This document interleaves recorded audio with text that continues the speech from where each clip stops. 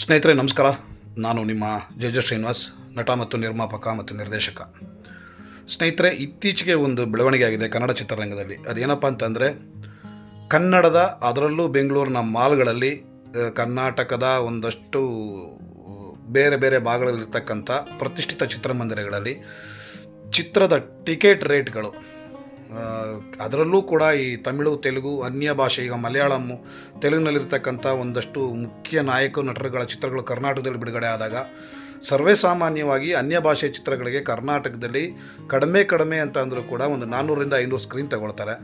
ತಗೊಳ್ಳೋದ್ರ ಜೊತೆಗೆ ಒಂದು ಟಿಕೆಟ್ ರೇಟನ್ನು ಒಂದು 200 ರೂಪಾಯಿಂದ ಸ್ಟಾರ್ಟ್ ಮಾಡಿ 3,000, 3,500 ರೂಪಾಯಿಗಳವರೆಗೂ ತಮಗೆ ಇಷ್ಟ ಬಂದಂಗೆ ಟಿಕೆಟ್ ರೇಟ್ಗಳನ್ನು ರೇಂಜ್ ಮಾಡಿ ಆ ಮೊದಲ ವೀಕ್ ಕಲೆಕ್ಷನಲ್ಲಿ ಏನು ಆಡಿಯನ್ಸ್ ಬಂದು ಥಿಯೇಟ್ರಿಗೆ ನೋಡ್ತಾರೋ ಅಷ್ಟು ಹಣಗಳನ್ನು ಒಂದು ವೀಕಲ್ಲಿ ಒಂದು ದೋಚುವಂಥ ಕಾರ್ಯಗಳನ್ನು ಈ ಅನ್ಯ ಭಾಷೆಯ ಚಿತ್ರಗಳ ಮೇಲೆ ಇಲ್ಲಿಯ ಡಿಸ್ಟ್ರಿಬ್ಯೂಟರ್ಗಳೇ ಮಾಡ್ತಾ ಇರ್ತಕ್ಕಂಥದ್ದು ವಿಪರೀತವಾಗಿ ಇದು ಇತ್ತೀಚೆಗೆ ನಡೀತಾ ಇರ್ತಕ್ಕಂಥ ವಿಚಾರ. ಇದರಿಂದ ಕನ್ನಡ ನಿರ್ಮಾಪಕರುಗಳಿಗೆ ಯಾವ ರೀತಿ ನಷ್ಟ ಉಂಟಾಗ್ತಾ ಇದೆ ಅಂತಂದರೆ, ಸಣ್ಣ ಪುಟ್ಟ ನಿರ್ಮಾಪಕರುಗಳು ಒಂದು ಸೀಮಿತ ಬಜೆಟ್ನಲ್ಲಿ ಸಿನಿಮಾಗಳನ್ನು ಮಾಡಿಕೊಂಡು ಅದನ್ನು ಥಿಯೇಟ್ರಿಗೆ ತರೋದಕ್ಕೆ ಹೋದಾಗ ಪ್ರತಿ ವಾರ ಯಾವುದಾದ್ರೂ ಒಂದು ಲ್ಯಾಂಗ್ವೇಜ್ ಸಿನಿಮಾದು ಈ ಥರದೊಂದು ಅತಿವೃಷ್ಟಿ ಆಗಿರುತ್ತೆ.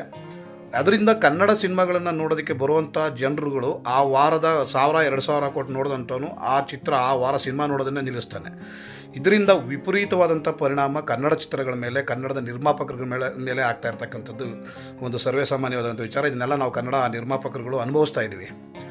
ಈ ವಿಚಾರವನ್ನು ಸನ್ಮಾನ್ಯ ಮುಖ್ಯಮಂತ್ರಿಗಳ ಗಮನಕ್ಕೆ ತಂದು ಕರ್ನಾಟಕ ಚಲನಚಿತ್ರ ವಾಣಿಜ್ಯ ಮಂಡಳಿ ಮತ್ತು ಇನ್ನೊಂದಷ್ಟು ಪ್ರತಿಷ್ಠಿತ ನಿರ್ಮಾಪಕರುಗಳು ಆಗ್ತಾ ಇರ್ತಕ್ಕಂಥ ಅನಾನುಕೂಲಗಳ ಬಗ್ಗೆ CM ಅವ್ರ ಗಮನಕ್ಕೆ ತಂದು ಕರ್ನಾಟಕದಲ್ಲಿ 200 ರೂಪಾಯಿ ಗಡಿ ಮಿತಿಯನ್ನು ಒಂದು ಫೈನಲ್ ಮಾಡಿ ಸಿದ್ದರಾಮಯ್ಯನವರು ಒಂದು ಮೊನ್ನೆ ಆರ್ಡರ್ ಪಾಸ್ ಮಾಡಿದರು. ಎಲ್ಲ ಕರ್ನಾಟಕದಲ್ಲಿರ್ತಕ್ಕಂಥ ಎಲ್ಲ ಚಿತ್ರಮಂದಿರಗಳು ಗರಿಷ್ಠ ದರ 200 ರೂಪಾಯಿ ಒಳಗಡೆ ಇರಬೇಕು ಅಂತಕ್ಕಂಥ ವಿಚಾರವನ್ನು. ಆದರೆ ಇದರಿಂದ ಕನ್ನಡ ಚಿತ್ರಗಳು ಒಂದಷ್ಟು ನಿಲ್ಲೋ ಥರ ಆಗ್ತಾಯಿತ್ತು. ಅದರಲ್ಲೂ ಪ್ರತಿಷ್ಠಿತ ಏನು ಈ ನಟರುಗಳ ಚಿತ್ರಗಳು ಬಂದಂಗಂತೂ ಹುಚ್ಚು ಬಿದ್ದು ಕರ್ನಾಟಕದಿಂದ ಸಾವಿರಾರು ಕೋಟಿಗಳನ್ನ ದೋಚುವಂಥ ಕೆಲಸಗಳು ಎಲ್ಲೂ ಇಲ್ಲೇ ಇರ್ತಕ್ಕಂಥದ್ದು. ಅಂದರೆ ನಾನು ತಮಿಳ್ನಾಡಲ್ಲೇ ಆಗಲಿ, ಆಂಧ್ರದಲ್ಲಾಗಲಿ, ಇನ್ನಿತರ ಬೇರೆ ಸಿಟಿಗಳಲ್ಲಿ ಇರ್ತಕ್ಕಂಥ ಒಂದು ರೇಟು ಕರ್ನಾಟಕದಲ್ಲಿ, ಅದರಲ್ಲೂ ಬೆಂಗಳೂರಿನಲ್ಲಿ ಯಥೇಚ್ಛವಾಗಿ ಹುಚ್ಚಾಬಟ್ಟೆ ಮಾಡಿರ್ತಕ್ಕಂಥದ್ದು ಎಲ್ರಿಗೂ ಗೊತ್ತಿರ್ತಕ್ಕಂಥ ವಿಚಾರ. ನೀವು ಇವತ್ತು ತಮಿಳ್ನಾಡಲ್ಲಿ ಒಂದು ಸಿನಿಮಾವನ್ನು ನೋಡಬೇಕು ಅಂದರೆ ನೀವು 50 ರೂಪಾಯಿಂದ ಸ್ಟಾರ್ಟ್ ಆಗಿ 200 ರೂಪಾಯಿ ಒಳಗಡೆ ಇರ್ತದೆ. ಪ್ರತಿ ರಾಜ್ಯದಲ್ಲೂ ಇಷ್ಟು ಯಾವುದೇ ರಾಜ್ಯಗಳಲ್ಲೂ ಕೂಡ ಇಲ್ಲ. ಆದರೆ ಬೆಂಗಳೂರು, ಅದರಲ್ಲಿ ಕರ್ನಾಟಕದಲ್ಲಿ ಈ ರೀತಿಯಂಥ ಹುಚ್ಚಾಬಟ್ಟೆಗಳನ್ನು ಮಾಡ್ಕೊಂಡಿದ್ರು. ಇದು ಆಗ್ತಾ ಇರ್ತಕ್ಕಂಥ ಪರಿಣಾಮಗಳನ್ನು CM ಅವ್ರ ಗಮನಕ್ಕೆ ತಂದು ಒಂದು ಗರಿಷ್ಠ ದರವನ್ನು ಸೀಮಿತಗೊಳಿಸಿದ ಮೇಲೆ ಈ ಕಾಂತಾರ ಚಿತ್ರದ ನಿರ್ಮಾಪಕರು ಏನು ಈ ಒಂಬಾಳೆ ಪ್ರೊಡಕ್ಷನ್ನು ಮತ್ತು ಒಂದಷ್ಟು ಮಲ್ಟಿಪ್ಲೆಕ್ಸ್ಗಳು ಸೇರಿಕೊಂಡು ಒಂದು ನ್ಯಾಯಾಲಯದಲ್ಲಿ ಇದಕ್ಕೆ ಒಂದು ಸ್ಟೇ ತರುವಂಥ ಕಾರ್ಯವನ್ನು ಮಾಡಿದ್ದಾರೆ. ನನಗೆ ಅರ್ಥ ಆಗ್ತಾ ಇಲ್ಲ, ಕನ್ನಡಿಗರ ಮೇಲೆ ಈ ರೀತಿ ಒಂದು ವ್ಯತಿರಿಕ್ತವಾದ ಪರಿಣಾಮವನ್ನು ಬೀರ್ತಾ ಇರೋದು ಎಷ್ಟು ಸರಿ ಅಂತಕ್ಕಂಥದ್ದು ನನಗಂತೂ ಗೊತ್ತಿಲ್ಲ. ಯಾಕೆಂದರೆ ಈ ಆರ್ಡರ್ಸ್ನ ಪಾಸ್ ಮಾಡೋದಕ್ಕೆ ಹಲವಾರು ಮಹನೀಯರುಗಳು ಹಗಲು ರಾತ್ರಿ ಓಡಾಡಿ ಸರ್ಕಾರದ ನಿಟ್ಟಿನಲ್ಲಿ ಪ್ರತಿ ಹಂತದಲ್ಲಿ ತಮ್ಮ ಚಪ್ಪಲಿಗಳನ್ನು ಸವಸಿದ್ದಾರೆ.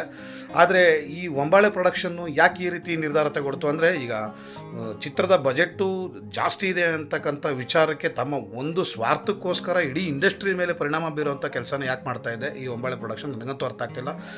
ಕಾಂತಾರ ಅಂತಕ್ಕಂಥ ಒಂದು ಚಿತ್ರ ಕನ್ನಡಿಗರ ಹೆಮ್ಮೆ, ನಮ್ಮ ಎಲ್ರಿಗೂ ಕೂಡ ಎದೆ ತಟ್ಕೊಂಡು ಹೇಳ್ಕೊಳ್ಳುವಂಥ ಒಂದು ಚಿತ್ರವನ್ನು ಕೊಟ್ಟಂಥ ಆ ಸಂಸ್ಥೆ ಆಗ್ಬೋದು, KGF ಅಂಥದ್ದಾಗ್ಬೋದು, ನಿಮ್ಮ ಮೇಲೆ ನಮಗೆ ಅಪಾರವಾದ ಗೌರವ ಇದೆ.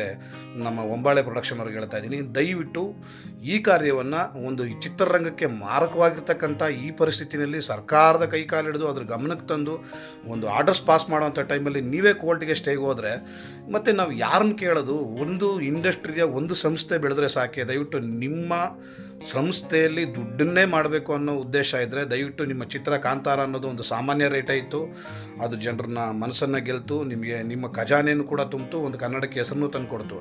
ದಯವಿಟ್ಟು ನಿಮ್ಮ ಒಂದು ಚಿತ್ರದ ಆಸ್ಪೆಕ್ಟ್ ಅಂದರೆ ನಿಮ್ಮ ಒಂದು ದೃಷ್ಟಿಕೋನದಲ್ಲಿ ನೋಡಿಕೊಂಡು ಇಡೀ ಇಂಡಸ್ಟ್ರಿಗೆ ನೆಗೆಟಿವ್ ಆಗ್ತಕ್ಕಂಥ ವಿಚಾರಕ್ಕೆ ದಯವಿಟ್ಟು ಮುಂದಾಗಬೇಡಿ. ನೋಡಿ, ಕಾಂತಾರದ ಬಗ್ಗೆ ನಮಗೆಲ್ಲರಿಗೂ ಅಪಾರವಾದ ಗೌರವ ಇದೆ, ಅದನ್ನು ಪ್ರತಿಯೊಬ್ಬರೂ ನೋಡ್ತಾರೆ, ಕನ್ನಡಿಗರು ಕಾಯ್ತಾ ಇದ್ದಾರೆ. ನೀವು ಯಾವ ಉದ್ದೇಶಕ್ಕೋಸ್ಕರ ಕೋರ್ಟ್ಗೆ ಹೋಗಿದ್ದೀರೋ, ಅದು ಏನಕ್ಕೋಸ್ಕರ ಕೋರ್ಟ್ಗೆ ಹೋಗಿದ್ದೀರೋ ನಮ್ಗೆ ಅರ್ಥ ಆಗ್ತಾ ಇಲ್ಲ. ಆದರೆ ಒಬ್ಬ ನಿರ್ಮಾಪಕ, ಕನ್ನಡದ ನಿರ್ಮಾಪಕನ ಮನಸ್ಸಲ್ಲಿ ಇಟ್ಕೊಂಡು ಯೋಚನೆ ಮಾಡಿ, ಈ ಸಾವಿರಾರು ಕೋಟಿಯನ್ನು ಅನ್ಯ ಭಾಷಿಕರ ಪಾಲಾಗ್ತಾ ಇದೆ. ನಿಮ್ಮ ಒಂದು ಚಿತ್ರಕ್ಕೋಸ್ಕರ ಇಡೀ ಇಂಡಸ್ಟ್ರಿಯ ಪರಿಣಾಮವನ್ನು ದಯವಿಟ್ಟು ಯೋಚನೆ ಮಾಡಿಕೊಂಡು ಈ ನಿರ್ಧಾರಕ್ಕೆ ಬರಬೇಕಾಗಿತ್ತು. ಅದರಲ್ಲೂ ಒಂದು ವಾಣಿಜ್ಯ ಮಂಡಳಿಯ ಒಂದು ನಿರ್ಧಾರಕ್ಕೆ ನೀವು ಬದ್ಧರಾಗದೆ, ಅದು ಯಾವುದೇ ಗಮನಕ್ಕೂ ತರದೆ, ನಿರ್ಮಾಪಕರುಗಳ ಗಮನಕ್ಕೂ ತರದೇ ನೀವು ಏಕಾಏಕಿಯಾಗಿ ಕೋರ್ಟ್ಗೆ ಹೋಗಿರೋದು ಎಷ್ಟು ಸರಿ ಅಂತಕ್ಕಂಥದ್ದು ಕೂಡ ನಮ್ಮಂಥ ನಿರ್ಮಾಪಕರುಗಳಿಗೆ ತುಂಬ ಬೇಜಾರಾಗ್ತಾ ಇದೆ. ನಿಮ್ಮ ಮೇಲೆ ಅಪಾರವಾದ ಗೌರವ ಮತ್ತು ನಂಬಿಕೆ, ನಿಮ್ಮ ಸಂಸ್ಥೆಗಳ ಮೇಲೆ ನಮಗೆ ನಂಬಿಕೆ ತುಂಬ ಚೆನ್ನಾಗಿದೆ. ನಿಮ್ಮ ಮೇಲೆ ಅಪಾರವಾದ ಗೌರವ ಕೂಡ ಇದೆ. ಆದರೆ ಎಲ್ಲ ನಿರ್ಮಾಪಕರ ಮನದಾಳದ ನೋವನ್ನು ಧಿಕ್ಕರಿಸಿ ನೀವು ಏಕಾಏಕಿ ಕೋರ್ಟ್ಗೆ ಹೋಗಿರ್ತಕ್ಕಂಥದ್ದು ಯಾಕೋ ತುಂಬ ಬೇಜಾರಾಗ್ತಾಯಿದೆ. ದಯವಿಟ್ಟು ಒಂದು ಸರಿ ಆತ್ಮಾವಲೋಕನ ಮಾಡ್ಕೊಳ್ಳಿ. ಒಂದು ಕಾಂತಾರಕ್ಕೋಸ್ಕರ ಸಾವಿರಾರು ಕೋಟಿಗಳನ್ನು ಅನ್ಯ ಭಾಷಿಕರ ಪಾಲು ಮಾಡುವಂಥದ್ದು ನಿಮ್ಮ ಸಂಸ್ಥೆಯಿಂದ ಆಗ್ತಕ್ಕಂಥದ್ದು ಯಾಕೋ ನನಗೆ ಸರಿ ಕಾಣ್ತಾ ಇಲ್ಲ. ದಯವಿಟ್ಟು ಕಾಂತಾರ ಚಿತ್ರಕ್ಕೆ ಕನ್ನಡಿಗರು ಪ್ರೋತ್ಸಾಹ ಯಾವತ್ತೂ ಇದೆ. ನಿಮ್ಮ ಚಿತ್ರಕ್ಕೆ ಏನು ನೀವು ಬಂಡವಾಳ ಹಾಕಿದಿರೋ, ಚಿತ್ರ ಚೆನ್ನಾಗಿದೆ, ಖಂಡಿತವಾಗ್ಲೂ ಅದಕ್ಕೆ 10 ಪಟ್ಟು ದುಡ್ಡು ಮಾಡೋವಂಥದ್ದು ಕನ್ನಡಿಗರು ನಿಮ್ಗೆ ಆಲ್ರೆಡಿ ಕೊಟ್ಟು ತೋರಿಸಿದ್ದಾರೆ. KGF ಆಗ್ಬೋದು, ಕಾಂತಾರದಿಂದ ಆಗಿರ್ಬೋದು. ನಿಮ್ಮ ಒಂದು ಸ್ವಾರ್ಥಕ್ಕೋಸ್ಕರ ಇಡೀ ಇಂಡಸ್ಟ್ರಿನ ಬಲಿ ಕೊಡಬೇಡಿ ಸ್ವಾಮಿ. ದಯವಿಟ್ಟು ಇದ್ರ ಬಗ್ಗೆ ವಿಜಯ್ ಕಿರಗಂದೂರವರೇ ದಯವಿಟ್ಟು ಒಂದ್ಸರಿ ಆತ್ಮಾವಲೋಕನ ಮಾಡ್ಕೊಳ್ಳಿ, ಪರಿಶೀಲನೆ ಮಾಡಿ. ಚೇಂಬರ್ಗೆ ಬನ್ನಿ, ಚೇಂಬರಲ್ಲಿ ಕೂತ್ಕೊಂಡು ನಿರ್ಮಾಪಕರ ಸಂಕಷ್ಟಗಳ ಬಗ್ಗೆ ಮಾತಾಡಿಕೊಂಡು ತದನಂತರ ನೀವು ಒಂದು ನಿರ್ಧಾರಕ್ಕೆ ಬರಬೇಕಾಗಿರ್ತಕ್ಕಂಥದ್ದು ನನ್ನ ಮನವಿ. ಮತ್ತೆ ಕೇಳ್ಕೊಳ್ತೀನಿ, ಒಬ್ಬ ನೊಂದ ನಿರ್ಮಾಪಕನಾಗಿ ನಿಮ್ಮನ್ನು ಕೇಳ್ಕೊಳ್ತೀನಿ, ದಯವಿಟ್ಟು ಕನ್ನಡ ಇಂಡಸ್ಟ್ರಿಗೆ ಮಾರಕವಾಗಿರ್ತಕ್ಕಂಥ ಈ ನಿರ್ಧಾರಕ್ಕೆ ನೀವು ಎಂದೂ ಮುಂದಾಗಬೇಡಿ ಅಂತ ತಮ್ಮಲ್ಲಿ ಕೇಳ್ಕೊಳ್ತೀನಿ. ನಮಸ್ಕಾರ.